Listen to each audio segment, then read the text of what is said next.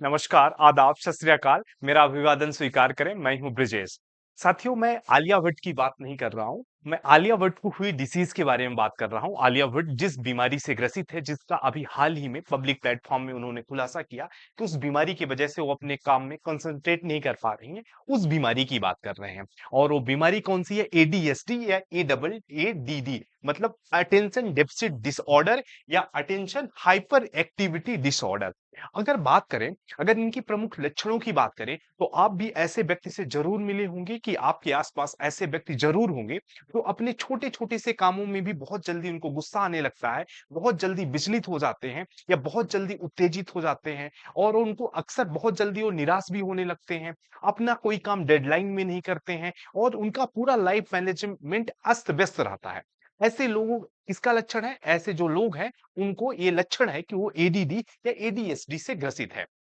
यही अभी आलिया भट्ट ने भी अपने एक न्यूज़ चैनल के दौरान में न्यूज़ चैनल में ये अपनी जो बीमारी को साझा किया, जिसके कारण वो बोल बताती हैं कि इस बीमारी के कारण वह अपने जैसे वो क्या है एक सेलिब्रिटी हैं, तो उनका मेकअप एक प्राइमरी ऑब्जेक्टिव हो जाता है, प्राइमरी वर्क हो जाता है। तो वो अपने कार्य को इस बीमारी के कारण सही ढंग से नहीं कर पा रही हैं। क्योंकि इस बीमारी में जो व्यक्ति अपना फ़ोकस करता है, अगर आप मन से सोचते हो किसी चीज़ को कि हमको ये काम करना है, तो आप उस पे इतना ज़्यादा सोचने लगते हो कि उस काम को थोड़ी देर से ज़्यादा मतलब 10 मिनट, 20 मिनट से ज़्यादा कर ही नहीं सकते। यही प्रॉब्लम इनको हो रही है और इसके कारण वो लंबे समय तक मेकअप के लिए बैठ नहीं पा रही हैं और ऐसे ही कुछ काम जो उनके लिए बहुत ज़रूरी है और उनका मेकअप बहुत पसंद है। ऐसे लोगों को जो चीज़ पसंद होती है, जिसके बारे में सोचेंगे, उसी से उनको प्रॉब्लम होने लगती है। तो ये बीमारी क्या रहा प्रमुख लक्षण जिनका उन्होंने खुलासा किया है। अगर हम बात करें अटेंशन डेफिसिट डिसऑर्डर, ये भी क्या है? Attention deficit hyper activity disorder का ही एक प्रकार है, जो दुनिया भर के लाखों लोगों को अगर हम बात करें, तो दुनिया भर के लाखों लोगों को ये क्या कर रहा है? प्रभावित कर रहा है और विभिन्न तरीकों से प्रकट हो रहा है।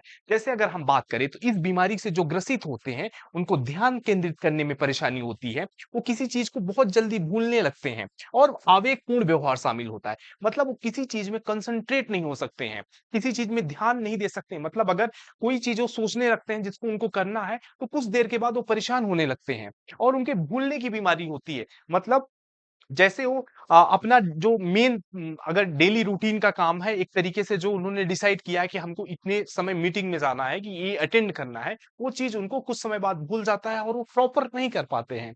और ठीक ही इसी का और क्या आवेगपूर्ण उनका जीवन रहता है। मतलब वो बहुत ज़्यादा आवेग में रहते हैं, हाइपर एक्टिव रहते हैं, उत्तेजित होते हैं। मतलब छोटी-सी भी बातों में वो गुस्सा करने लगते हैं। ये इसके प्रमुख लक्षण हो जाते हैं। आगे और देखते हैं इसमें क्या शामिल है, तो अगर हम बात करें एडीडी का, एडीडी मतलब अटेंशन डेफिसिट डिसऑर्डर, इसका मतलब होता है ध्यान अभाव विकार। अगर हम इसका देखें तो इसका मतलब क्या हो जाता है? इसका मतलब होता है ध्यान अभाव विकार। इसका मुख्य रूप से किसी व्यक्ति को ध्यान केंद्रित करने मतलब वो किसी चीज में अगर वो फोकस करना चाहता है, उसको करना चाहता है। मान लीजिए आप एज़ अ स्टूडेंट हो और आप क्या करना चाहते हो? पढ़ाई करना चाहते हो। आपने अंदर से आपकी इच्छा है कि हम इस चीज को करेंगे। बट आप बहुत चाहते हुए भी 1 घंटे मतलब आधे घंटे से ज़्यादा या 1 घंटा मैक्सिमम 1 घंटे से ज़्यादा आप किताब के साथ नहीं बैठ सकते हो। अगर आप बैठोगे तो आपको अंदर से बेचैनी होने लगेगी। वही प्रमुख लक्षण है। ध्यान देने, व्यवस्थित रहने की क्षमता को प्रभावित कर देता है। मतलब आप अपने काम को शेड्यूल नहीं कर सकते हो, अपने काम में आप व्यवस्थित नहीं रह सकते हो। और अगर बात करें तो अक्सर ये बच्चों से जुड़ा हुआ है। अगर हम देखें तो ज़्यादातर बच्चे जो होते हैं, ज़्यादातर बच्चों को एडीडी से होता ही है। मतलब बच्चों को ज़्यादातर बच्चों को होता है, पर बच्चे जैसे-जैसे बड़े होते हैं, इससे वो ऊपर उठते जाते हैं। मतलब इस एक बीमारी के तरीके से नहीं होता। अगर बच्चों की बात करें तो आपने ऐसे बच्चे ज़रूर देखे होंगे, जो बच्चे बहुत ज़्यादा चंचल होते हैं, बहुत ज़्यादा मतलब बहुत परेशान करते हैं, तोड़ना-फोड़ना और बहुत एक तरह से हाइपर एक्टिव होते हैं किसी भी चीज़ के लिए। आप उनसे मिलके 5 मिनट अगर आप किसी के आपके घर वो आ गए तो आप परेशान हो जाएँगे। आपके घर की चीज़ों को तोड़ना-फोड़ना, परेशान करना, आपको बैठने नहीं देना, तो ये बच्चों में होता है और इस कारण बच्चे की भी शिक्षा को प्रभावित करता है। अक्सर ऐसे बच्चे को देखा जाता है कि अपने जो एक क्लास वर्क होता है, जो उनका एक तरीके से दिया जाता है, होमवर्क दिया जाता है, उसको कभी पूरा नहीं करते हैं। क्लास में टीचर के द्वारा जो बताई जा रही है चीज़ें, उसको भूल जाते हैं। मतलब ऐसा नहीं है कि वो चाहते नहीं, पर वो अपना किसी भी जगह एक जगह वो फ़ोकस नहीं कर पाते अपने को। तो ये बच्चों में देखना जाता है, पर अगर ये लक्षण वयस्कों में जारी रहा, मतलब आप एडल्ट होने के साथ ही ये लक्षण भी आपके साथ जारी रहा, तो ये क्या हो जाता है, एक चिंता का विषय हो जाता है। एक ये क्या हो जाता है, चिंता का विषय हो जाता है। अगर हम बात करें तो प्रमुख इसके लक्षण के देखेंगे, एडीडी के लक्षण, तो पहला क्या हो जाता है, डिफिकल्टी मल्टीटास्किंग। ऐसे लोग क्या हो जाते हैं, इनको मल्टीटास्क करने में प्रॉब्लम होती है। मतलब अगर इनको 2-3 काम कर करने की दिए के लिए बोल दिया जाए कि कहीं कुछ काम करने जा रहे हैं कि आप ये भी कर लीजिएगा, ये कर लीजिएगा, तो ये उसमें क्या होंगे, एक तरीके से बेचैन हो जाएँगे, उस चीज़ को मैनेज नहीं कर पाएँगे। मतलब उनको लगता है कि एक स्ट्रेट फॉरवर्ड चीज़ें होनी चाहिए। और अगर लक्षण देखें तो गेटिंग स्ट्रेस आउट, वो बहुत जल्दी स्ट्रेस में आ जाते हैं, बहुत जल्दी परेशान हो जाते हैं। सपोज वो ट्रेन पकड़ने के लिए जा रहे हैं, अगर उनके पास टाइम है, although टाइम है कि वो विद इन टाइम में जा रहे हैं, बट थोड़ा-सा भी अगर लेट हो गया कि ट्रैफिक लग गई तो बहुत परेशान हो जाते हैं।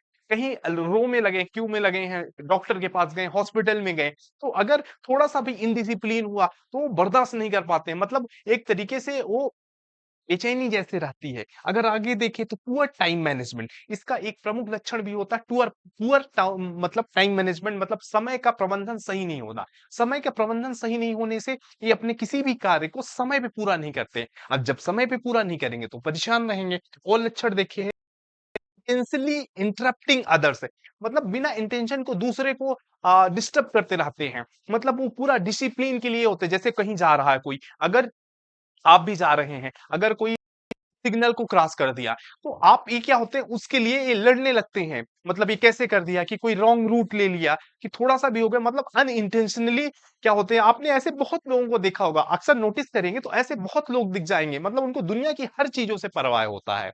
अगर नेक्स्ट बात करें तो सेंसिटिविटी टू रिजेक्शंस, हर चीज को उनको रिजेक्शन से भी सेंसिटिविटी होती है, हर चीज इनके लिए क्या हो जाती है, सेंसिटिव हो जाती है। आगे बात करें, फ्रीक्वेंट फ्रस्ट्रेशन विद सेल्फ, ऐसे लोग खुद से भी परेशान होते हैं। जब आप हर जगह घबराहट रहोगे, हर जगह लड़ते चलोगे, हर जगह बेचैनी से रहोगे, अंदर तो फ्रस्ट्रेशन रहेगी ही, और ऐसे लोगों का घर हो, परिवार हो, ऐसे लोगों के साथ रहना बहुत डिफिकल्ट हो जाता है। आगे बात करें तो इंटेंस मूड स्विंग, इनका जो मूड होता है इतना जल्दी स्विंग होता है, कुछ भी बात कर रहे हैं, आपसे बातें कर रहे हैं और इनका मूड स्विंग हो जाएगा। नॉर्मल बात कर रहे हैं, छोटी सी बात ऐसे आ गई जिसमें आप लोगों का डिबेट हो गया, तो ये क्या हो जाएंगे, बहुत टेंस हो जाते हैं, छोटी सी बातों को बहुत टेंस कर देते हैं। आगे बात करें, लो सेल्फ स्टीम, और इनको अपने पे भरोसा भी नहीं होता, इसीलिए भरोसा ना होने के बाद सेल्फ स्टीम नहीं होता, अपने कामों पे, अपने वो अपने लक्ष्य पे एक तरह से भरोसा नहीं होता। ये क्या होते हैं, अंदर से फ्रस्ट्रेट होते हैं। आगे बात करें, क्रोनिक प्रोक्रेस्टिनेशन, जब आप कोई काम टाइम पे नहीं करोगे, जब आप इंटेंशनली दूसरे को इंटरप्ट करते रहोगे, तो आप क्या होगा, अपने काम जब नहीं करोगे तो ये क्या होगा, इनका सबसे बड़ा लक्षण आप देखेंगे प्रोक्रेस्टिनेशन होता है। तो ये क्या होता है, हर चीज को आज नहीं कल कर देंगे, कल नहीं परसों कर देंगे। जब इनका टाइम मैनेजमेंट हमने पहले ही देखा क्या है, पुअर है, तो प्रोक्रेस्टिनेशन तो इससे आएगा ही है। तो ये प्रमुख लक्षण है। अगर बात करें तो आप खुद देखे होंगे, आपसे ऐसे कई लोगों को आप जानते होंगे। और भारत की अगर एक सर्वे की बात करें तो 40 टू 60% लोग एडीडी से ग्रसित है, मतलब अटेंशन डेफिसिट डिसऑर्डर से ग्रसित है। ये रहे प्रमुख लक्षण। और आगे बात करते हैं इस बीमारी के बारे में, कुछ और प्रमुख बातों को जान लेते हैं।